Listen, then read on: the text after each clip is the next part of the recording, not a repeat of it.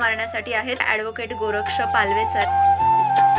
तर खरं म्हणजे सर आपण याआधी पण खूप बोललेलो आहोत आणि असे अनेक विषय आपण हाताळलेले देखील आहेत. सगळ्यात आधी तर रेडिओ नगरच्या स्टुडिओत आपलं खूप खूप स्वागत आहे. धन्यवाद. अनेक वर्षापासून सर या फील्डमध्ये म्हणजे वकील म्हणून कार्यरत आहेत आणि अनेक केसेस देखील त्यांनी हाताळलेल्या आहेत. त्यामुळे आपल्याला समजण्यासाठी वेगवेगळ्या केसच्या माध्यमातून वेगवेगळ्या उदाहरणांच्या माध्यमातून ते सांगू शकतात. तर सगळ्यात आधी तर मी तुम्हाला असं विचारेल की सामाजिक न्याय म्हणजे नेमकं काय, कारण बऱ्याच जणांना हेच माहीत नाहीये. सर्वांना प्रथमतः जागतिक सामाजिक न्याय दिनाच्या खूप खूप शुभेच्छा. आता सामाजिक न्याय ही एक जी संकल्पना आहे बऱ्याचदा म्हणजे बहुतांश वेळेस लक्षात येत नाही. परंतु आपण जेव्हा न्याय या गोष्टीवर चर्चा करत असतो तर साधारणतः एक आपल्याला न्यायाची जर आणि सामाजिक न्यायाची व्याख्या जर समजून घ्यायची असेल तर अत्यंत सोपं साधं गणित आहे. म्हणजे आपण पाहतो सर्वदूर समजा सृष्टीवर जी मानव जात निर्माण झाली, आपण जर पाहिलं तर अमेरिकेतला, जर्मनीतला आणि भारतातला कुठेही जन्मलेला माणूस जो आपण परमेश्वर किंवा विधाता किंवा निर्माता मानतो, तर त्याने आपण जर पाहिलं तर जर्मनीतल्या माणसालाही 2 हात 2 पाय, भारतातल्याही माणसाला 2 हात 2 पाय, अमेरिकेतल्या माणसालाही 2 हात 2 पाय. म्हणजे जी सजीव सृष्टी आहे आणि जिच्यामध्ये मानव आहे तर त्याने एक समानतेने सर्वांना समान हेतूने मानवाला जन्म दिलेला आहे. मग आता ही सगळी माणसं जर समान असतील तर ती जेव्हा जन्माने समान आहेत तर त्यावेळेस जन्माने समान असल्यामुळे वागणूक त्यांना ती समानतेची लाभली पाहिजे. जन्म समानतेत मिळाला, सगळ्यांना सारखे अवयव मिळाले. मग जी समजा काही दिव्यांग माणसं आहेत त्याच्यासाठी पण जो न्याय आहे तर तो सृष्टीवर मानव जमात आल्यानंतर सगळ्यांना जसे समानता मिळाली जन्माने, ती समानता वागणुकीतून मिळाली पाहिजे. त्या समानतेने सृष्टीवर असणाऱ्या सेवा सुविधा या सगळ्या गोष्टीचा उपभोग सगळ्यांना सारख्या प्रमाणात आणि समान मिळाला पाहिजे. कुठेही भेदाभेद झाला नाही पाहिजे. म्हणजे जिथे भेदभाव होईल तिथे समानता नाही, म्हणजे तिथे सामाजिक न्याय आहे. समाज म्हणजे आपण पाहतो समाज म्हणजे काय, सोशल म्हणजे काय, समाज म्हणजे सगळी माणसं. या सगळ्या माणसात सगळी माणसं वागताना सगळ्यांना सगळ्या गोष्टी सारख्या मिळाव्यात, ही साधारणतः सामाजिक न्यायाची एक भूमिका आहे आणि तशी आपण व्याख्या पण म्हणू शकतो. आणि सर हा दिवस आपण केव्हापासून आणि का साजरा करतो? आता सामाजिक न्याय तर आपण जर पाहिलं तर या विधात्याने जेव्हा सृष्टीची निर्मिती केली ती समानतेतूनच झालेली दिसते. पुढे वेगवेगळी राज्य स्थापन झाली आपण जसं पाहतो. तर मग राज्य स्थापन झाल्याच्या नंतर काही राजे असतील त्या वेगवेगळ्या समजा बंड झाले, बंडखोर वृत्तीचे किंवा गुंड प्रवृत्तीचे राजेशाही काही घराणे आले ज्यांनी हुकुमशाही चालवली. तर अशा हुकुमशाहीच्या काळामध्ये जो पिचलेला होता, जो पीडित वर्ग होता, म्हणजे ज्याची ताकद कमी होती, ज्याच्याकडे शक्ती कमी होती, संघटन कमी होतं, तर अशा लोकांना त्यांच्यावर अन्याय केला गेला. म्हणजे त्यांना विशिष्ट गोष्टी करण्यास भाग पाडलं गेलं, वेठबिगार केले, त्यांना शिक्षण मिळालं नाही किंवा त्यांना ज्या काही समानतेची वागणूक मिळाली नाही. ही गोष्ट जेव्हा वैचारिक सगळ्या गोष्टी झाल्या तर वैचारिक बाबीमधून असं निदर्शनास आलं की ह्या ज्या हुकुमशाही प्रवृत्ती आहेत तर या हुकुमशाही प्रवृत्ती संपुष्टात आल्या पाहिजे आणि समानतेने सगळ्याला वागता आलं पाहिजे. यासाठी जगाचं जे काही आपण पाहतो की जेव्हा हुकुमशाही, आता जवळपास जगातून हुकुमशाही हद्दपार झाल्यात जमा आहे, खूप थोड्या राष्ट्रामध्ये हुकुमशाही आपण पाहतो. तर मग ही हुकुमशाही जेव्हा संपुष्टात आणली गेली तेव्हा समानता सगळ्यांना मिळाली पाहिजे. तर तेव्हापासूनच तसं मुळापासूनच समानतेसाठी सामाजिक न्यायाची ही संकल्पना आहे आणि ती साधारणतः जगभर सुरुवातीपासून आहे. पण असा विशिष्ट दिवस जो आहे तो जगात युनोने 2007 सालापासून 20 फेब्रुवारी हा जाहीर केला आणि तेव्हापासून हा आपण जागतिक सामाजिक न्याय दिन म्हणून पाळतो. परंतु अत्यंत निर्मितीपासूनच सामाजिक न्यायाची संकल्पना ही सातत्याने अनेक विचारवंतांनी, अनेक राज्यकर्त्यांनी, अनेक लोकशाहीवाद्यांनी लावून धरलेली आहे. आणि जर सामाजिक न्यायाला जर धक्का बसला किंवा सामाजिक न्याय अन्यायात त्याचं परिवर्तन होत असेल तर संविधानामध्ये किंवा कायद्यामध्ये काही तरतुदी कायदे देण्यात आलेत का? हो, खूप मोठ्या प्रमाणात. म्हणजे भारताची राज्यघटना तर तिची प्रस्तावनाच हा आपला आत्मा आहे. प्रस्तावनेमध्येच आपण सोशल जस्टिस म्हणजे सामाजिक न्यायाला अनन्यसाधारण महत्त्व दिले आणि भारतीय राज्यघटनेमध्ये आपण आर्टिकल करताना 14 ते 17 आर्टिकल करून त्यामध्ये विशेष तरतूद दिलेली आहे की ज्यामध्ये सामाजिक न्याय आणि समानता असेल.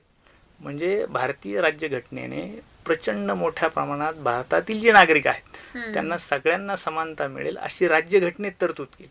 राज्यघटनेच्या प्रस्तावनेमध्येच सुरुवातीलाच हा आपला गाभा मानला की सामाजिक न्याय. आणि त्या अनुषंगाने मग पुढे घेऊन आपण जसं पाहतो की अनेक पीडित, शोषित, वंचित घटक आहेत. मग त्या घटकांना आपण आणखी बलशाली बनवण्यासाठी आणि समानतेच्या प्रवाहात त्यांना आणण्यासाठी आपण समजा काही अॅट्रॉसिटी ॲक्ट तयार केले आहेत की काही समाजांना अन्याय होतो म्हणून त्यांच्यासाठी अॅट्रॉसिटीज ॲक्ट आहेत. म्हणजे त्यासाठी त्यांच्यावर कोणी अन्याय अत्याचार केला तर त्यासाठी वेगळी शिक्षा होईल अशी तरतूद करण्यात आली आहे. त्यानंतर जो घटक खाली आहे, न्यायापासून वंचित आहे किंवा तो समानतेमध्ये येत नाही, त्यासाठी आरक्षण ही जी संकल्पना आपण पाहतो, तर आरक्षण ही संकल्पना सामाजिक न्यायाचा मुख्य भाग आहे. म्हणजे अनेक असे कायदे आहेत की ज्याने जो कोण पीडित, वंचित आहे, सामाजिक न्यायाच्या तुलनेत समानतेमध्ये दरी निर्माण झाली, त्याला समानतेत आणताना किंवा तो समानतेत येऊ नये म्हणून असं कोणी कृती केली तर त्याच्या अगेन्स्ट कारवाई करण्यासाठी विशेष कायद्यात तरतुदी करण्यात आली. आणि सर, सामाजिक न्यायाला धक्का कोणकोणत्या कारणांमुळे बसू शकतो?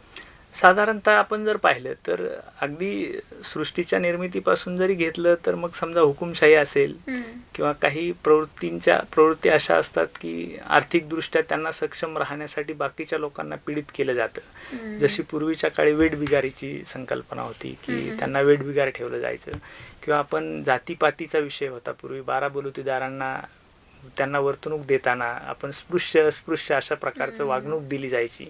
तर ह्या गोष्टी सुरुवातीच्या काळामध्ये असमानतेच्या होत्या, म्हणजे त्या अन्यायाच्या होत्या. त्या विशिष्ट वंचित, पीडित आणि जो घटक खालच्या गोटात आहे म्हणजे आर्थिकदृष्ट्या पिचलेला आहे, तर या घटकावर अन्याय करणाऱ्या होत्या. काळाच्या ओघामध्ये आता समानतेचं जसं आपण मोठ्या प्रमाणामध्ये जागृती झाली तर त्या गोष्टीतून आपण बऱ्यापैकी बाहेर पडलो. परंतु आज मितीला जर आपण पाहिलं तर काही बाबतीमध्ये विशिष्ट समाजाला शैक्षणिक अडचणी असतील किंवा सेवा सुविधा ज्या आहेत त्या असतील किंवा वेगवेगळ्या ठिकाणी त्यांना जाताना ज्या गोष्टीसाठी विचारलं जातं या गोष्टी असतील, तर या गोष्टी सामाजिक त्यांची जी समानता आहे त्या समानतेमध्ये ते कुठेतरी कमी आहेत असं भासवण्याचा जो प्रयत्न होतो, किंवा काही लोक हेतुपूर्वक ज्या प्रवृत्ती आहेत तर त्या प्रवृत्तीमुळे काही लोकांवर अन्याय होतो. परंतु आताची स्थिती जी आहे ती त्या तुलनेत जर पाहिलं तर सुधारलेली आहे. आणि सर, तुम्ही अनेक वर्षापासून ॲडव्होकेट म्हणून कार्यरत आहात, तर तुमच्या या कारकिर्दीमध्ये सामाजिक न्यायाचा कोणता खटला तुम्ही आतापर्यंत केलात का? म्हणजे ती केस तुम्ही घेतली आहेत का?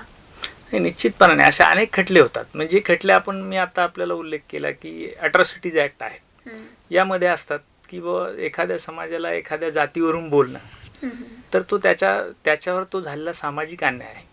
तर मग त्या अनुषंगाने त्याच्यावर जी काही भारतीय दंडविधानात आहेत आणि विशेष कायदे करण्यात आले, त्या कायद्याखाली ज्याने कोणी ही कृती केली त्याच्या विरुद्ध गुन्हा दाखल करण्यात येतो. त्याचा तपास, विशेष गोष्ट अशी की अॅट्रॉसिटीज ॲक्ट जे आहेत त्यामध्ये तपास करण्याचा अधिकार देखील त्याला इतकं आपण गांभीर्य दिलं आहे की पोलीस उपाधीक्षक दर्जाचा व्यक्ती त्याचा तपास करतो आणि मग त्या माध्यमातून त्या कुटुंबाला त्याच्यावर सामाजिक अन्याय झाला म्हणून सबल करण्यासाठी त्याला आर्थिक मदत दिली जाते. त्याला समाजाच्या मुख्य प्रवाहामध्ये आणण्यासाठी काउन्सिलिंग असेल, वेगवेगळे जे काही आपले गव्हर्नमेंटचे प्रोजेक्ट्स असतील, अनुदान असतील, सबसिडीज असतील ते देण्याचा प्रयत्न केला जातो. त्यांना उद्योग व्यवसायामध्ये इन्व्हॉल्व करण्यासाठी प्रयत्न केला जातो आणि त्या अनुषंगाने त्यांच्या विरोधात ज्याने कोणी ही कृती केली त्याच्या विरुद्ध दोषारोपपत्र पाठवून न्यायालयात खटला चालवला जातो आणि जो कोण दोषी असेल त्याला शिक्षा दिली जाते. अशी खूप मोठ्या प्रमाणात खटल्यांची संख्या आजही आहे आणि हे प्रमाण सुरूच आहे. आणि सर, खरं म्हणजे ना बऱ्याचदा ना हे जे कायदे असतात, तरतुदी असतात, यांचा गैरफायदा घेताना आपण आपल्याला माणसं दिसतात की सामाजिक न्यायामध्ये जर एखादी तरतूद, अॅट्रॉसिटी बद्दलच आपण खूप केसेस अशा ऐकतो की ज्या घडलेल्या नसतात पण फक्त एखाद्याला काय म्हणूयात की एखाद्याचं वाईट करायचं असेल तर आपण तशा अॅट्रॉसिटीच्या केसेस लावतो. तर याबद्दल काय सांगाल आज? नाही, निश्चितपणे आहे. आता काय होतं की मूळतः हा जो गाभा आहे की आपण जो सामाजिक न्याय म्हणतो, हा समानतेचा जो गाभा आहे ना, तो गाभा यासाठी आहे की जो कोण पीडित, वंचित आहे त्याला मुख्य प्रवाहात आणायचं आणि त्यासाठी आपण ते संरक्षण दिलं कायद्याने. मग आता तो पीडित हे का केलं आपण, तर कुठेतरी अशी प्रवृत्ती आहे की जी प्रवृत्ती या व्यक्तींना पीडित, वंचित ठेवते किंवा ते आहेत असं भासवण्याचा प्रयत्न करते. त्या प्रवृत्तीला ठेचण्यासाठीच आपण कायदा केला. म्हणजे ही प्रवृत्ती आहेच. मग हीच प्रवृत्ती काय करते की या मार्गाने त्यांच्यावर अन्याय करत असते तर त्यांच्या माध्यमातून इतरांवर अन्याय करून घेते. म्हणजे हा जो लढा आहे, हा संपूर्ण लढा जो आहे तो एका प्रवृत्तीच्या विरोधात आहे आणि ही प्रवृत्ती ह्या सगळ्या गोष्टींचा गैरफायदा घेते. मग त्यामध्ये बऱ्याचदा असं होतं की आपण अॅट्रॉसिटी ऍक्ट पाहतो की त्यामध्ये पुढारलेली लोक आहेत परंतु त्यांना कायद्याचं संरक्षण माहीत आहे आणि त्याच्या आधारे ते त्याचा गैरफायदा घेतात. म्हणजेच काय आहे की ही प्रवृत्ती म्हणजे जी काही कायद्याने किंवा आपण ठरली होती की मागासलेली माणसं आहेत सामाजिक दृष्ट्या आणि त्यांना मुख्य प्रवाहात आणायचे, तर त्यांच्यातही काही प्रमाणात प्रवृत्ती आहे जशी पुढारलेल्या लोकात आहे. म्हणजे ही जी प्रवृत्ती आहे ती प्रवृत्ती घुसल्याच्या नंतर तिचा गैरफायदा हा होतोच. म्हणजे प्रत्येक ठिकाणी आपण पाहतो की वकील आहेत, डॉक्टर आहेत, इंजिनियर आहेत, जसं त्यांचा ज्ञानाचा फायदा देतात तसाच बऱ्याचदा त्या ज्ञानाचा त्यांच्यातल्या काही घटकांकडून गैरफायदा घेतला जातो. तर हे शेवटी असं पाहिलं आपण तर हे एक मानवी मेंदूचा तो भाग आहे, त्याच्यामुळे ते होण्याची शक्यता कधी नाकारता येत नाही. नक्कीच. आणि सर, भारत देश असा आहे की सगळ्या जाती धर्म, 18 पगड जाती धर्म आपण म्हणतो की इथे आहेत, किंवा वेगवेगळ्या क्षेत्रातले लोक आहेत, वेगवेगळ्या थरातील लोक इथे आहेत. आणि तसं बघायला गेलं तर आता भारत खूप पुढे गेलाय, विकसित होतोय आणि सुशिक्षित भारत झालाय, आपला समाज सुशिक्षित आहे. तरी पण भारतातले काही गोष्टी अशा आहेत ज्या अजूनही जागतिक म्हणजे अन्याय जो आहे किंवा सामाजिक अन्याय जो आहे तो अजूनही तसाच आहे, असमानता तशीच आहे. तर मुख्य कोणत्या घटकामध्ये ही असमानता हा अन्याय आपल्याला दिसून येतो? नाही, सगळ्यात महत्त्वाची जी गोष्ट आहे की सुरुवातीच्या काळात समानतेचा जो मुद्दा होता तो साधारणतः राहणीमान, शिक्षण या गोष्टी आणि सामाजिक समरसता, एका समाजाने एकमेकामध्ये मिसळणे या प्रमाणात होती. म्हणजे अस्पृश्यतेची आपण जी मोहीम गांधीजींनी वगैरे चालवली तर त्या प्रमाणात सुरुवातीचा काळ होता. अस्पृश्य त्यानंतर शैक्षणिक निर्बंध होते, त्यांना मुख्य प्रवाहात घेतलेलं नव्हतं. ह्या सुरुवातीच्या काळातल्या गोष्टी होत्या. आता आपण त्या गोष्टीतून बाहेर पडलो, परंतु तुम्ही जसं म्हटलं की प्रगतीच्या तुलनेत आता कुठल्या निर्माण झाल्या, तर प्रगतीच्या तुलनेत आता शिक्षणामुळे शिक्षणामध्ये शिक्षणाचा जो दर्जा आहे तर तो दर्जामध्ये शिक्षण जे चांगल्या दर्जाचं आहे तर ते सामान्य माणसाला आर्थिक स्तरामुळे घेता येत नाही. ही असमानता आहे.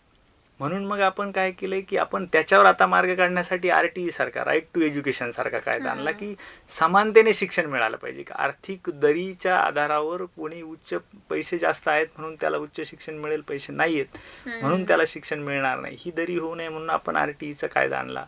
आपण त्या जो घटक वंचित आहे त्यासाठी मग आपण सबसिडीज द्यायला सुरू केल्या. आपण वेगवेगळ्या शैक्षणिक योजना आणल्या. म्हणजे जो वंचित घटक आहे आताच्या काळामध्ये आता आर्थिकदृष्ट्या इतकी महत्त्वाची गोष्ट निर्माण झाली की रोजगार नसल्यामुळे आर्थिक दरी निर्माण होते. आणि आर्थिक दरी निर्माण झाली की मग सुरुवातीपासून अगदी त्याचं राहणीमान असेल, शिक्षण असेल, संगोपन असेल, पालन पोषण असेल, या सगळ्या गोष्टीमध्ये दरी निर्माण होते. आणि मग या दरीतूनच मग गुन्हेगारी असेल, एकमेकाच्या विरुद्ध आकस असेल किंवा द्वेष भावना असेल, या सगळ्या गोष्टी वाढीस लागतात. म्हणून आताच्या काळामध्ये चॅलेंजिंग जी गोष्ट आहे आर्थिक समानता, ही गोष्ट सगळ्यात मोठी चॅलेंजिंग आहे, भारतासमोर आहे. आणि जगातही आर्थिकदृष्ट्या समानता आणणं ही काही सध्याच्या नजरेतली गोष्ट नाही. परंतु समानता जरी नाही आली तर एक जो घटक आर्थिकदृष्ट्या खालच्या स्तरावर आहे त्याला मात्र वर आणण्यासाठी विशेष प्रयत्न करण्याची गरज आहे. नक्कीच सर. आणि जसं तुम्ही म्हणालात की समाजातील काही वंचित लोक आहेत जे बऱ्याच गोष्टींपासून दूर राहतात, त्यामध्ये दलित असतात, आदिवासी असतात आणि बऱ्यापैकी महिला असतात. कारण महिलांचा तर जो न्याय असतो तो घरच्यांकडूनच कधी अन्यायामध्ये परिवर्तित होतं हेच कळत नाही. आणि या महिलांच्या हक्कांसाठी किंवा या आदिवासी लोक असतील, दलित लोक असतील, यांच्या हक्कासाठी कायद्याच्या माध्यमातून काय बदल होत आहेत आता सध्या? खूप मोठ्या प्रमाणात. म्हणजे महिलांसाठी तर आपण इतक्या मोठ्या प्रमाणात संरक्षण दिले आहेत. आपण कायद्याचा जर गाभा पाहिला तरी महिलेवर अन्याय अत्याचार होण्यासाठी कायद्यात असंख्य तरतुदी आहेत. कारण आपण पुरुष प्रधान संस्कृतीमध्ये होतो. म्हणून आपण जर कायदा पाहिला, आपला जो इंडियन पिनल कोड होता तो आता BNS झाला, तर तो जरी पाहिला तर आपण महिलांसाठी विशेष तरतुदी केल्या होत्या की त्यांच्यावर कोणी अन्याय करू नये. त्या तरतुदी आजच्याही कायद्यात आहेत. आपण आता समानता स्वीकारल्याच्या नंतर आपण जर पाहिलं असेल तर सर्व दूर आपण सगळीकडे महिलांना रिझर्व आरक्षण दिलं, त्यांना प्रोत्साहन दिलं. त्यापुढे जाऊन आता तुम्ही जर पाहिलं तर आता अलीकडच्या काळात आपण जर लाडकी बहिणीची योजना आणली ती जर आपण पाहिली तर त्या पाठीमागे देखील महिलांना सबल करायचं, म्हणजे त्यांना उत्पन्नाचा सोर्स असला पाहिजे, त्यांना उद्योग व्यवसाय स्वतःचे करता आले पाहिजे, यासाठी त्यांना या योजनेतून पैसे देण्याचा विचार सरकारने केला. म्हणजे सरकारने जेव्हा हे सगळ्या गोष्टी विधानसभेत आणल्या आणि पैसे देण्याचे, तर त्या पाठीमागे जी प्रस्तावना आहे त्या प्रस्तावनेत बी महिलांना आपल्याला मुख्य प्रवाहात आणायचं. म्हणजे महिलांना सामाजिक न्याय मिळाला पाहिजे, त्या इक्वल झाल्या पाहिजे, समानता आली पाहिजे, हा त्या पाठीमागे उद्देश आहे. आता खूप साऱ्या क्षेत्रामध्ये आपण महिलांना आता संसदेत आरक्षण देऊन आणलं, स्थानिक स्वराज्य संस्थांमध्ये मोठ्या प्रमाणात दिलं. त्यानंतर आपण जर पाहिलं तर आता सुप्रीम कोर्टाने म्हणजे आमची संघटना आहे वकिलांची, Maharashtra and Goa bar council किंवा देश पातळीवर बार काउन्सिल ऑफ इंडिया आहे, त्यामध्ये देखील महिला वकिलांना संधी मिळावी म्हणून त्यामध्ये सुद्धा रिझर्वेशन दिले. म्हणजे महिलांसाठी खूप मोठ्या प्रमाणात सुरुवातीच्या काळापासून आपण वेगवेगळ्या मार्गाने संधी निर्माण करून त्यांना या मुख्य प्रवाहामध्ये सामील करण्याचा प्रयत्न केला. त्याचबरोबर मग आदिवासी असतील, दलित असतील, वंचित असतील, यांना सगळ्यांना पण आपण त्या त्या उत्पन्न घटकाच्या त्या त्या जातीच्या माध्यमातून त्यांना कुठले व्यवसाय करता येतील, त्यासाठी काय सबसिडीज देता येतील, प्रोत्साहन कसं देता येईल, या गोष्टी देखील सरकारने हेतुपूर्वक घडवून त्यासाठी वेगवेगळी आयोग नेमली, वेगवेगळी महामंडळं तयार केली, बँकेमध्ये वेगवेगळे रूल्स करून त्यांना देखील मुख्य प्रवाहात आणण्याचा प्रयत्न केला आहे. आणि त्यापुढे जाऊन आपण पाहिलं तर आर्थिक जे घटक आहेत, जे वंचित आहेत, मग आपण बऱ्याचदा पाहतो की कुठलीही जाहिरात आली असेल तर मग त्यामध्ये पण असतं की इतकं उत्पन्न असणाऱ्यांसाठी फीज एवढी असेल, तितकं उत्पन्न आणणाऱ्यासाठी फीज ही असेल. त्यामध्ये पण समानता आणण्यासाठी आपण जो कमी उत्पन्नाचा घटक आहे त्याला मुख्य प्रवाहात सामावून घेण्यासाठी वेगवेगळ्या सबसिडीज, घर घेताना सबसिडीज देतो आपण, पंतप्रधान आवास योजनेमध्ये असेल, एखादं त्या माणसाने व्यवसाय कर्ज जर घ्यायचा असेल तर जिल्हा उद्योग केंद्राच्या माध्यमातून तो कमी उत्पन्न घटकातला असेल, बेरोजगार असेल तर तोही एक सामाजिक समानतेने न्याय देण्याचा भाग आहे. बेरोजगार असेल तर त्याला मुख्य प्रवाहात आणण्यासाठी सबसिडीज द्यायच्यात, त्याला व्याजदर कमी असेल. शिक्षणामध्ये कर्ज देताना पण सरकार व्याजामध्ये काही मदत करण्याचा प्रयत्न करतं की शिक्षण घेऊन त्याला मुख्य प्रवाहात यायचं. म्हणजे मूळतः सरकारचा प्रत्येक ठिकाणी जो कोणी आर्थिक असेल, सामाजिक असेल, जातीने असेल किंवा कुठल्याही याने वंचित असेल तर त्यासाठी मुख्य प्रवाहात आणण्यासाठी कायद्याचं संरक्षण आहे, वेगवेगळ्या शासन निर्णयाचं संरक्षण आहे, शासनाच्या वेगवेगळ्या सबसिडीच्या माध्यमातून संरक्षण आहे. आणि सर खरं म्हणजे आपण बोलताना म्हणजे सुरुवात करतानाच आपण असं म्हणालो की सामाजिक न्याय म्हणजे नेमकं काय हेच बऱ्याच जणांना माहित नाही. पण इकडून तिकडून आता जर आपण सांगतोय सामाजिक न्याय कळालाय त्यांना आणि कळतंय पण की आपल्यावर अत्याचार होतोय, अन्याय होतोय, पण बऱ्याच जणांचे असे समज असतात की हे सगळं खर्चिक आहे. जरी आपण आपल्याला न्याय मिळवून घेण्यासाठी जातो किंवा दाद विचारण्यासाठी जातोय किंवा मग आपण कोर्टाची पायरी चढायचं म्हटलं की आपण म्हणतो शहाण्याचं काम हे नाहीये, कोर्टाची पायरी आणि दवाखान्याची पायरी चढणं नकोच असं आपण म्हणत असतो. तर यासाठी किंवा हे जे पीडित आहेत, अन्यायग्रस्त लोक आहेत, त्यांना न्याय मिळवून देण्यासाठी काही कमी खर्चिक सुविधा आहेत का आपल्याकडे? निश्चित आहेत. म्हणजे पहिली तर गोष्ट अशी आहे की आपण असं म्हटलो की हा जो लढा आहे सामाजिक न्यायाचा आहे का प्रवृत्ती विरुद्ध आहे, तो सगळ्या घटकात मिळून येतो. म्हणजे खालच्या घटकात आहे, वरच्या घटकात आहे. तर हा जो घटक आहे ना, हाच घटक इथे काम करतो की ह्या सगळ्या गोष्टी खूप महाग आहेत, तुमच्या आवाक्याच्या बाहेरच्या आहेत. हा सामाजिक अन्याय निर्माण करण्याचा प्रयत्न आहे. म्हणजे वास्तव जर पाहिलं तर कुठलीही गोष्ट म्हणजे सरकारने इतक्या सकारात्मक दृष्टिकोनातून घेतले की आपण जर कायद्याचा विषय घेतला, जर तुम्ही कोर्टात गेले तुमच्या विरुद्ध केस असेल तर स्वतंत्र विधी सेवा प्राधिकरण अशी यंत्रणा तयार केली आहे की जिथे एक न्यायाधीश, वरिष्ठ स्तर दिवाणी न्यायाधीशाची नेमणूक केलेली असते. जे अल्प उत्पन्नातील आहेत, जे पीडित आहेत, वंचित आहेत, त्यांना त्या ठिकाणावर मोफत वकील देण्याची व्यवस्था आहे. म्हणजे झालं न्यायालयीन क्षेत्रामध्ये खर्चिक आहे ही जे बाहेर पसरवलं गेलं त्यासाठी हे उत्तर आहे की खर्चिक जरी असेल आणि तुमच्याकडे आर्थिक तरतूद नसेल तर तुमच्यासाठी शासनाने स्वतंत्र मोफत व्यवस्था केलेली आहे. त्यानंतरचा पाहिला आपण वैद्यकीय क्षेत्र, डॉक्टर्स खूप महाग आहेत, मेडिकल प्रॉब्लेम आहे, ह्या गोष्टी सांगितल्या जातात. आज आपण जर पाहिलं तर प्रत्येक ठिकाणी सामाजिक न्यायाच्या हिशोबाने आयुष्यमान भारत योजना आहे. सामाजिक न्यायाच्या आवश्यकतेनुसारच महात्मा फुले जन आरोग्य योजना आहे. कुठल्याही हॉस्पिटलला तुम्ही जा, प्रत्येक हॉस्पिटलला शासनाच्या योजना आहेत की ज्यामध्ये तुमच्या उत्पन्नाचा दाखला, तुमचं रेशन कार्ड आणि तुमचं आधार कार्ड सबमिट केलं तर तुम्हाला मोफत उपचार मिळू शकतात. म्हणजे मुख्य आहे, न्यायालयीन आहे, वैद्यकीय आहे. आणि त्या व्यतिरिक्त आपण जर पाहिलं कुठल्याही क्षेत्रात जरी आपण गेलो तर जर आपल्याला मदत हवी असेल तर त्या त्या ठिकाणी शासनाने जे आर्थिक दुर्बल घटक आहेत किंवा जे वंचित आहेत त्यांच्यासाठी मोफत ज्या काही सुविधा देता येतील त्याचा निश्चितपणे प्रयत्न केला आहे. परंतु काही प्रवृत्ती या समाजामध्ये या गोष्टी पसरवण्याऐवजी वेगळ्या मार्गाने पसरवतात आणि त्या माध्यमातून मग समाजाचा जो दबलेला आवाज आहे तो तसाच राहतो. पण कुठल्याही व्यक्तीने न्यायालयीन लढावी असेल किंवा त्याला आरोग्याची समस्या असेल तर त्याने जर व्यवस्थित दार वाजवलं तर त्याला न्याय मिळण्याला आजच्या मितीला तर कुठलीही अडचण नाही. सर पुन्हा तेच की ते म्हणतो ना आपण व्यक्ती तितक्या प्रवृत्ती असं आपल्या समाजामध्ये आहे. आणि पुन्हा असंच की तुम्ही लाडकी बहीण योजनेचा उल्लेख केला, त्या योजनेचा, किंवा मग तुम्ही आपल्या जर आरोग्याबाबतच्या काही समस्या असतील त्यांच्या काही योजनांचा उल्लेख केला. पण पुन्हा तेच होतं की ज्याला खरं गरज आहे त्याला तो वंचित राहतोय, आणि ज्याला खरं गरज नाही आपण लाडकी बहीण योजनेचं तर पाहतोच आहोत, ज्याला गरज नाहीये ते त्याचा लाभ घेतोय. मग हे सगळं थांबवण्यासाठी काय करायला हवं? नाही, आता समस्या मग मी पहिल्यापासून सांगितलं की हे सगळं प्रवृत्तीचा खेळ आहे. हम्म. आता शेवटी जोपर्यंत मानवजात अस्तित्वात असणार आहे, शेवटचा माणूस असणार आहे, तोपर्यंत सगळ्या प्रवृत्ती असणार आहेत. तो उन्हाळा आला की उन्हाळ्यासारखा वागेल, पावसाळा आला की पावसाळ्यासारखा वागेल, हिवाळा आला की हिवाळ्यासारखा असेल. त्याच्यातली प्रवृत्ती आहे. मग त्याला पैसे मिळवण्याची त्यातली जी लालसा आहे ती निर्माण झाली की तो ह्या गोष्टी करतो. परंतु या सगळ्या गोष्टीवर आपण नियंत्रण ठेवण्यासाठी आपल्याकडे व्यवस्था आहे. म्हणजे जसं समजा आपण लाडकी बहीण योजना गैरफायदा घेतला तर आपण बातम्या वाचल्या असतील, काही लोकांवर गुन्हा दाखल झाला. समजा मेडिकलची योजना आहे तिच्यामध्ये करप्शन झालं तर अँटी करप्शनने त्यांच्यावर कारवाई केली. म्हणजे शेवटी कायदा आपला सक्षम आहे. या प्रवृत्ती करतच राहतील, पण ते मोडून काढण्यासाठी कायद्याच्या तरतुदी निश्चित आहेत. फक्त इतकंच आहे की कोणी यासाठी घाबरून नाही गेलं पाहिजे की आपल्यावर अन्याय होतोय तर आपण योग्य दरवाजा वाजवला पाहिजे, न्याय मागितला पाहिजे. न्याय मागितला तर न्याय निश्चित मिळतो. म्हणजे न्यायासाठी आपण प्रचंड मोठ्या प्रमाणात सगळी व्यवस्था केली आहे. म्हणजे कुठेही असं नाही की आपल्याकडे फोरम नाही. म्हणजे प्रत्येक गोष्टीला आपण फोरम निर्माण केलेला आहे.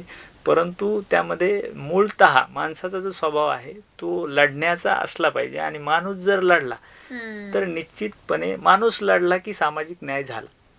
त्यापेक्षा सामाजिक न्यायाला दुसरं काही अभिप्रेत नाही की स्वतः त्या माणसाने लढावं म्हणजे सक्षम व्हावं. सक्षम झाला म्हणजे सामाजिक समानता आली, त्याला त्याचा न्याय मिळाला. हीच संकल्पना आहे. आणि सर खरं म्हणजे की स्वतः लढण्याला कोणीच तयार होत नाही, दुसऱ्यांवर डिपेंड राहतात की माझ्यासाठी यानं लढलं पाहिजे. पण असं नाही होत, कारण बऱ्याच जणांना असं वाटतं की मी काही करू शकत नाही. पण आपण जसं संविधानानं सगळ्यांनाच सारखे अधिकार दिलेत, सारखे हक्क दिलेले, त्यामुळे तो जेवढा पॉवरफुल आहे या बाबतीत तेवढेच आपण पण आहोत. म्हणून स्वतः पुढे जा, स्वतः आवाज उचला नक्कीच. कारण काय होतं, बऱ्याचदा असं वाटतं की न्याय व्यवस्था किंवा मग पोलीस आमची मदत करतील, पण त्यांना कळालंच नाही तुमच्यासोबत काय होतं तर ते काहीच करू शकत नाही. त्यामुळे जाणं, तिथे जाणं आणि तुमचे प्रॉब्लेम्स मांडणं हे खूप महत्त्वाचं आहे. आणि सध्या खरं म्हणजे सर डिजिटल युग आहे. आपण सगळे म्हणतो की डिजिटली सगळं चालू आहे, सोशल मीडियाचं आत्ताचं युग आहे. तर सामाजिक न्यायाला डिजिटली काही हानी पोहोचू शकते का? डिजिटली तर खूप फायदाच आहे. पण होतंय काय की आपण फायद्यापेक्षा तोट्यांचा अधिक विचार करतो. डिजिटली किती फायदा आहे तुम्ही पहा. म्हणजे आता समजा आपण असं गृहीत धरू की एखादा अपंग व्यक्ती आहे आणि त्यासाठी कायदा अस्तित्वात नव्हता. आता दिव्यांग स्वतंत्र कायदा आहे, पण कायदा अस्तित्वात नव्हता. तर डिजिटल नव्हतं तेव्हा त्या व्यक्तीला जर उपचार घ्यायचे असतील किंवा त्याला कुठली समस्या, एखादं ऍप्लिकेशन करायचं असेल तर त्याला त्या शासकीय कार्यालयापर्यंत स्वतः जावं लागतं. किंवा जो वंचित आहे, समजा एका गावात बसला आहे आणि त्याला समजा सबसिडीसाठी एखादा अर्ज करायचा आहे तर तो त्याला अर्ज करण्यासाठी तालुक्याला जावं लागेल. म्हणजे तिथपर्यंत जाण्याची त्याची आर्थिक परिस्थिती देखील नसायची. आता डिजिटलमुळे काय झालं की त्याच्या गावात सेवेचं केंद्र आहे, त्याच्या मुलाकडे मोबाईल आहे किंवा शेजाऱ्याकडे मोबाईल आहे, तो त्या मोबाईलच्या माध्यमातून त्याचे फॉर्म्स ऑनलाईन भरू शकतो. त्या माध्यमातून तो कुठलाही अत्यंत अल्प खर्चामध्ये त्याची जी समस्या आहे ती तो गावात बसून पंतप्रधानांपर्यंत पोहोचू शकतो. त्याची जी समस्या आहे, पूर्वी निदान त्याला पोस्टात पत्र टाकायला तरी जावं लागायचं. आता तो काय करू शकतो की त्याच्या मोबाईलवरून त्याची समस्या विशिष्ट कार्यालयापर्यंत पाठवू शकतो. त्याला शासनाची मदत हवी आहे, त्याच्यावर कोणी अन्याय करतंय तर ऑनलाईन तक्रारीचे नंबर्स आहेत, त्याच्यावरून तो मदत मागू शकतो. म्हणजे पूर्वीच्या तुलनेत डिजिटल युगामुळे उलट जो वंचित, पीडित, दुबळा घटक आहे ना की त्याला समोर जाऊन तक्रार करण्याची हिंमत नव्हती, तर तो आता वेगवेगळ्या माध्यमातून ती तक्रारी त्याच्या समाजासमोर मांडू शकतो. म्हणजे डिजिटल युगाचा हा सामाजिक न्यायासाठी निश्चित फायदा आहे.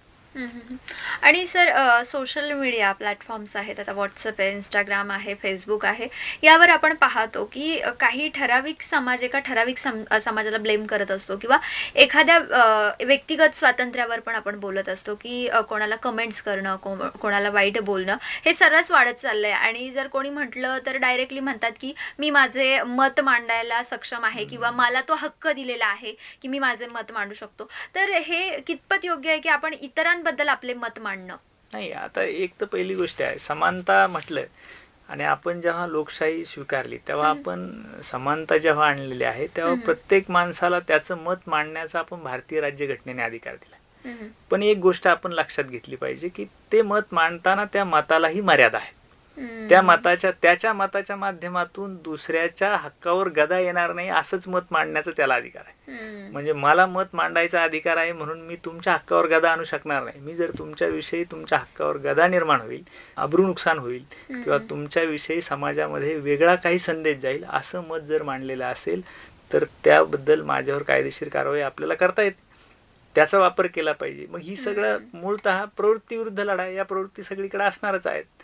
पण मात्र दुसरी बाजू अशी आहे की जेव्हा आपण एकमेकाबद्दल मतं मांडतो तर निश्चितपणाने एकमेकाच्या मताचा आदरही केला पाहिजे. पण मग त्यासाठी जे आपण भारतीय राज्यघटनेमध्ये आपण कर्तव्य घालून दिलीत हक्क आणि अधिकार आहेत, हा हक्क आणि अधिकार यातला संघर्ष आहे. मी हक्काचा वापर करतोय माझ्या, मग माझे हक्क अधिकार आणि कर्तव्य.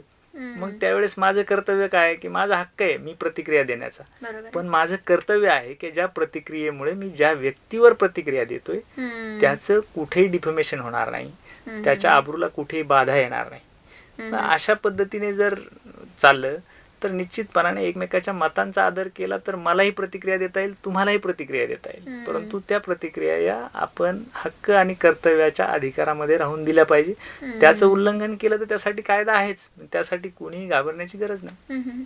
आणि सर जेव्हा आपण कोर्टाची पायरी चढतोच, इकडून तिकडून आपण केली हिंमत आणि चढली, तर आपण एक ऐकून डायलॉग की तारीख पे तारीख म्हणजे विलंबन खूप होत असतं आणि खर्चही होत असतो असं म्हणणं आहे.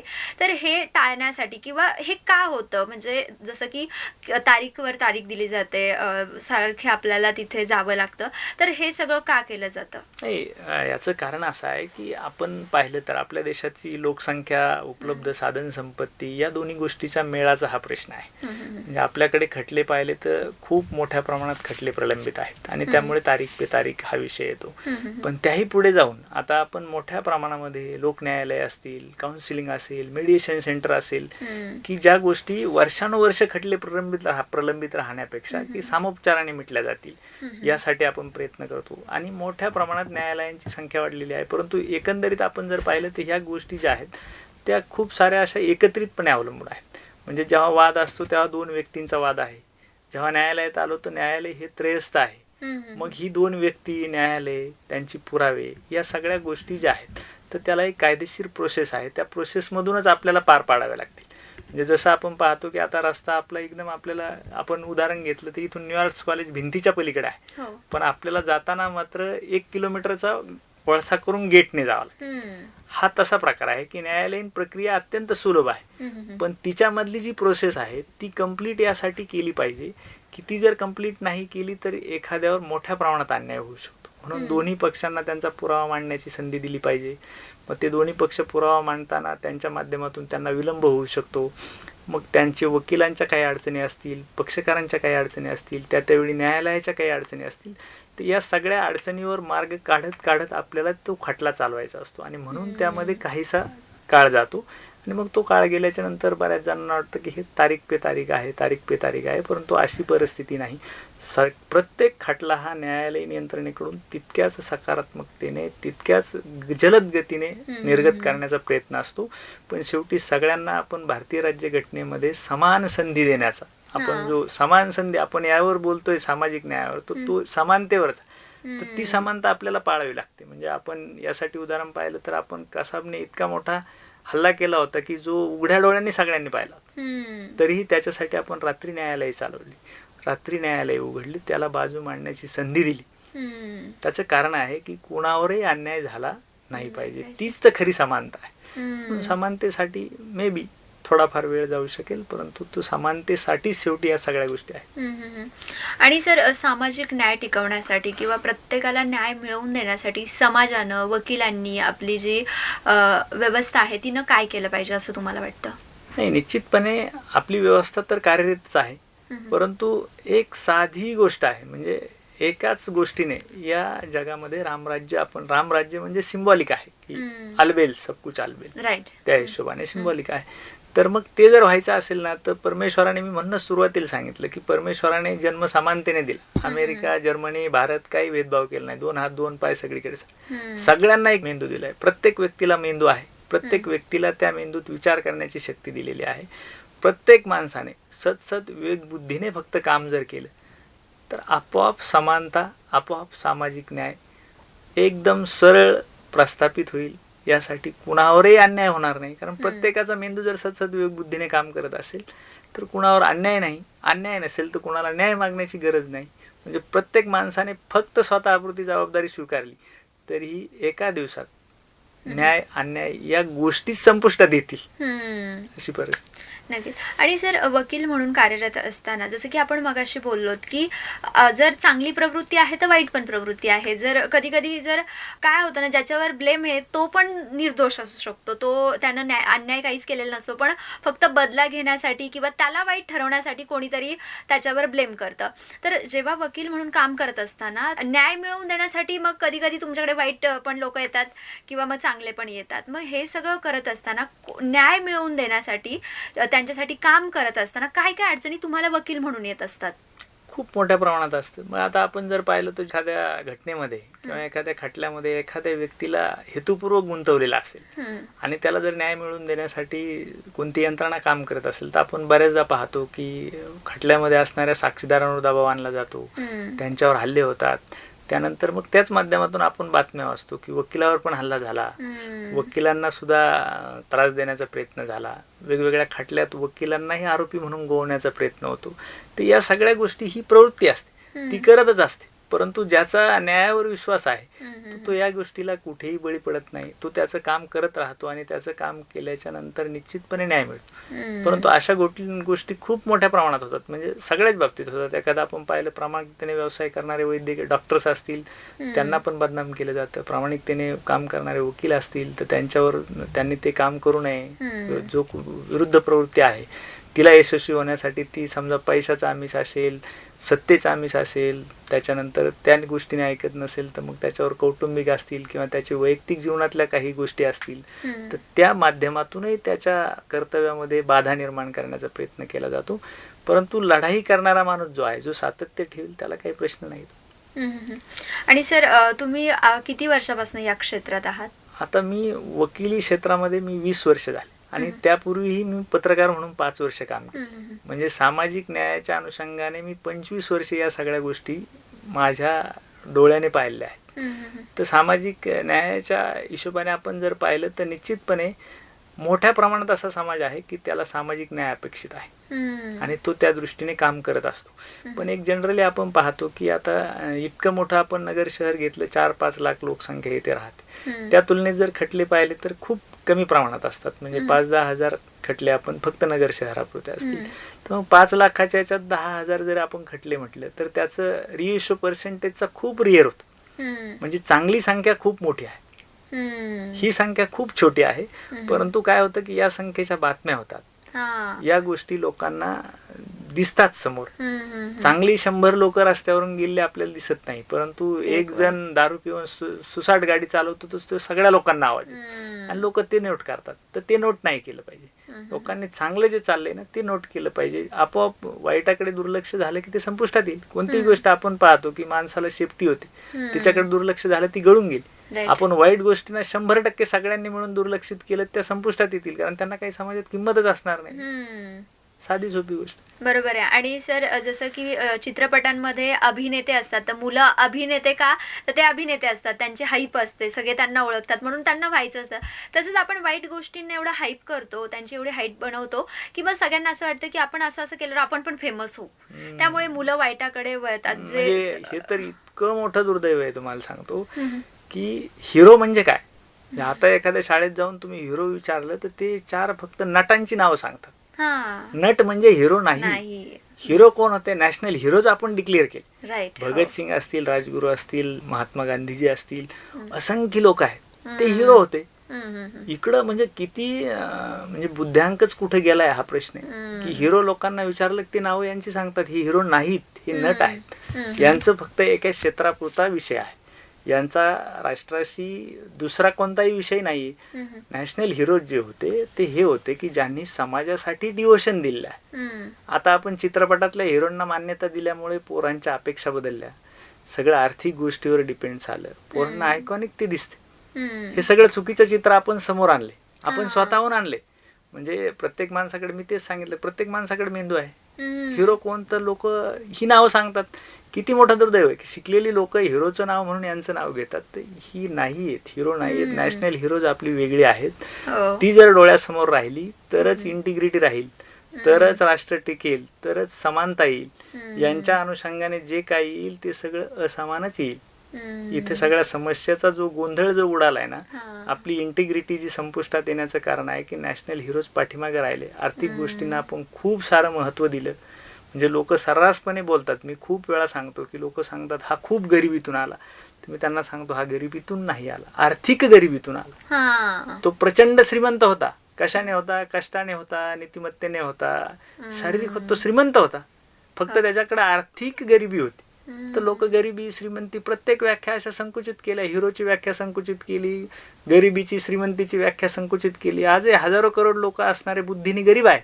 लोक म्हणतात त्याचा वरचा मजला खाली आहे, तो गरीब आहे, तो दरिद्री आहे. अगदी का? तर बुद्ध्यांक त्याच्याकडे नाही. प्रत्येक व्याख्या ज्या आहेत त्या व्याख्याच्या गल्लतपणामुळे हा सगळा गोंधळ निर्माण होतोय. म्हणूनच मी आपल्याला म्हटलं की सतसत विवेक हा जागा असला पाहिजे, तरच आपल्याला या सगळ्या गोष्टी टिकवता येतील, अन्यथा अडचणी वाढतच जातील. आणि सर आपल्याकडे ना सगळ्यात जास्त वाईट झालंय की सगळेजण फक्त पैशाचा विचार करतात की बाकी कोणताच, म्हणजे पैसा असणं म्हणजे सर्व काही आहे का, सगळं काही आहे का, हा जेव्हा प्रश्न विचारतो तेव्हा हो उत्तर सहज येतं. त्यांना मानवता नको असते किंवा त्यांना दुसरं काही गोष्टी नको असतात, समाज नको असतो, पण पैसा म्हटलं की हो माझ्याकडे सगळं काही आहे असंच त्यांचं उत्तर असतं. हे खरंच खूप चुकीचं आहे. आणि सर हेच सगळं बघत असताना तुम्ही अनेक खटले केलेले आहेत, तर अशा खटले करताना किंवा असे लोक बघत असताना तुम्हाला जर असा कधी चान्स मिळाला की एखादा कायदा बदलता आला किंवा नवीन घडवता आला, तर तो कोणता असेल? नवीन कायदा जर घडवायचा असेल ना, तर आपल्याकडे सगळ्यात महत्त्वाची जी गोष्ट आहे की आपण म्हणजे खूप भारतीय राज्यघटना इतकी छान आहे की आपण खूप सारे नियंत्रित कायदे केले. म्हणजे पूर्वी आपल्याकडे सीलिंग अँड होल्डिंग ऍक्ट आहे जमिनी संदर्भात, की कोणाला किती जमीन असेल, किती जमीन आपण घेऊ शकतो.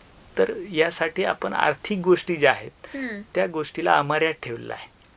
आर्थिक गोष्टी आज माझ्याकडे 1000 कोटी आहेत आणि रिस्ट्रिक्शनच नाही, तुमच्याकडे 1000 रुपये देखील नाही, अशी जी पोझिशन आहे. तर या गोष्टीसाठी आपल्याकडे फक्त ज्याचा आपण इन्कम टॅक्सचा इश्यू आहे तो उत्पन्नावर फक्त कमी जास्त आहे. म्हणजे मी समजा माझा विशिष्ट रकमेच्या पेक्षा अधिक उत्पन्न असेल तर मला 35% आयकर द्यावा लागतो, आणि तुमचं कमी असेल तर तुम्हाला आयकर 5 लाखाच्या आत असेल तर आयकर नाही, किंवा 7 लाखापर्यंत असेल तर थोडाफार असेल. हे जे आहे ना, तर यामध्ये एक विशिष्ट मर्यादेसाठी असा कायदा करणं खरोखर संधी मिळाली तर आर्थिक संचयाला मर्यादा घालणं ही काळाची गरज आहे. की एका व्यक्तीकडे इतकेच रुपये असू शकतील. हा जर आर्थिक सिलिंग होल्डिंग, त्याला जर सिलिंग लागलं की मला 25 लाख माझ्याजवळ बाळगता येतील ऍट ऑल लाईफ मध्ये, जर तेवढेच असतील तर मी 25,000 कोटी कमवण्याची ईर्ष्या ठेवणार नाही. पर्यायाने मी करप्शन करणार नाही, पर्यायाने मी कोणाचं खोटं बोलून काही मिळवणार नाही, कारण मी म्हणणार आहे की माझ्याकडे तेवढे आहेत बाबा, आता वर आलेले काही कामाचे नाही. म्हणजे या स्पर्धेला मर्यादा येईल. आणि जे काही लोकांना लुटण्याचं, ओरबडण्याचं किंवा पैसे कमावण्याचा हव्यास आहे आणि पैसेच सर्वस्व वाटतं, या सगळ्या गोष्टी जर सगळीकडे पैसा उपलब्ध झाला त्या प्रमाणात आणि तेवढ्याच पैशाला मर्यादा आहे तर कशाला दरी राहील. तेवढे सहजासहजी प्रत्येक माणसाला उपलब्ध होतील. म्हणून खरोखर आर्थिक जी संचयाची प्रवृत्ती आहे ती संपुष्टात आणण्यासाठी आर्थिक दृष्टीला मर्यादा घालणं ही आता काळाची गरज आहे. त्याशिवाय समानता आणणं इम्पॉसिबल आहे, कधीच येऊ शकत नाही, कारण तीच दरी आहे आर्थिक. म्हणजे आपण जे पाहतो, आपण प्रत्येक ठिकाणी गोष्ट आर्थिक येते, एकही ठिकाण नाही. म्हणजे माणूस सकाळी उठल्यापासून त्याला जर दात घासायचे असतील तर तिथपासून जे सुरू होतं, तर पैसे असतील तर थोडा चांगला दर्जाचा ब्रश मिळेल, त्याच्यापेक्षा जास्त असतील तर भारी मिळेल, तर त्याला झोपेपर्यंत जी उशी घ्यायची आहे तिथपर्यंत, हे सगळ्या गोष्टी आर्थिक आहेत. म्हणून जर समानता आणायची असेल तर म्हणून आपले नॅशनल हिरोजचा मी उल्लेख केला की त्यांनी काय केलं होतं की आपण शाहू फुले, आंबेडकर, गांधी सगळे वाचले तर कमीत कमी गरजा.